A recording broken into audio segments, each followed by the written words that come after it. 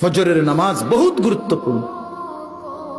আমাদের নবী সাল্লাল্লাহু আলাইহি সাল্লাম রবিউল আউয়াল মাসের সোমবারে সর্বশেষ উম্মতকে, নবীর সাহাবীদেরকে মসজিদে ফজরের নামাজের সময় দেখে পুরা মসজিদ ভরা দেখে খুশি হয়েছিলেন এবং নবীজি চোখের পানি ফেলে কাঁদছিলেন। আর আয়েশা রাদিয়াল্লাহু তাআলা আনহাকে বলছিলেন, নবীজি ফজরের নামাজে সেদিন ইন্তেকালের দিন যেতে পারেন নাই, এত অসুস্থ ছিল।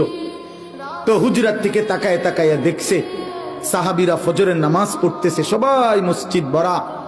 সেদিন নবীজির সোমবার রবিউল আউয়ালে নবীজি চোখের পানি ফেলছিলেন আর বলছিলেন, আয়েশা আমার 23 বছরের মেহনত সার্থক।